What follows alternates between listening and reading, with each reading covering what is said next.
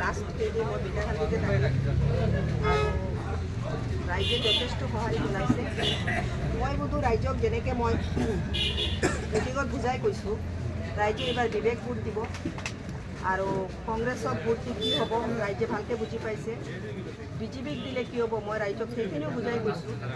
গতিকে এইবাৰ মই আশাবাদী যে ৰাইজে মোক ভোট দিব। মানে দেখিছোঁ আমি পৃথকে বহুতো নিৰ্দলীয় পাৰ্টিত্ব আগবঢ়াইছে আৰু বিজেপিও কঁকালত টঙালি বান্ধিছে, কংগ্ৰেছেও বান্ধিছে। এই ক্ষেত্ৰত আপোনাৰ জড়িত কেনেকৈ আপুনি কি ভাবে? চাওক, ৰাজনীতিৰ যুঁজখন কৰি যাবই লাগিব, জিকা হাৰা পিছৰ কথা হ'ব। কিন্তু আমি যেতিয়া ৰাজনীতিৰ ফিল্ডত আহোঁ, আমি যুঁজখন চলাই যাওঁ।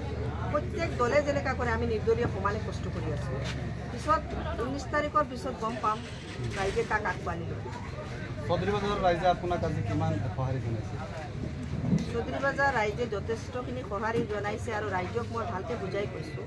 ৰাইজে যদি ভাবে যে নাই আমাৰ লোকেল এজন লিডাৰ লাগে, আমাৰ বিপদৰ সময়ত যাক আমি সন্মুখত পাম, তেনেহ'লে ৰাইজে এইবাৰ মোক ভোট দিব।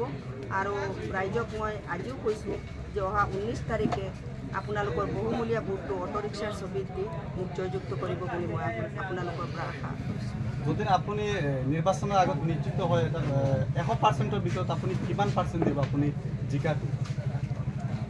সেইটোতো এতিয়ালৈকে ক'ব নোৱাৰোঁ, আৰু সময় আছে, কিন্তু লাষ্টলৈকে গম পাম। প্ৰচাৰ আৰম্ভ হৈছে, কিয়নো বিগত সময় আমি ৰমজান মাহ চলি আছিলে। আমি ৰমজান মাহত প্ৰায় নিজে অকলে মই কষ্ট কৰিছিলোঁ। লামডিঙৰ পৰা আৰম্ভ কৰি হোজাই সমষ্টিয়েই হওক, ব্ৰহ্মপুৰেই হওক, কলিয়াবৰ গোটেই মানে ব্ৰহ্মপুৰে পৰা আৰম্ভ কৰি গোলাঘাটৰ পৰা ৰমজানত কৰিছোঁ। গতিকে এতিয়া মোৰ প্ৰচাৰখিনি চলি আছে, আমি আৰু 1-2 দিন পিছত ক'ব পাৰিম। বাইদেউ লাষ্ট মেছেজটো ৰাইজক কি দিব বিচাৰিছে?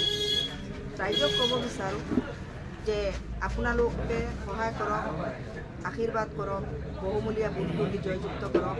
আপোনালোকৰ সুখ দুখৰ সময়ত আপোনালোকৰ লগৰীয়া হৈ থাকিব।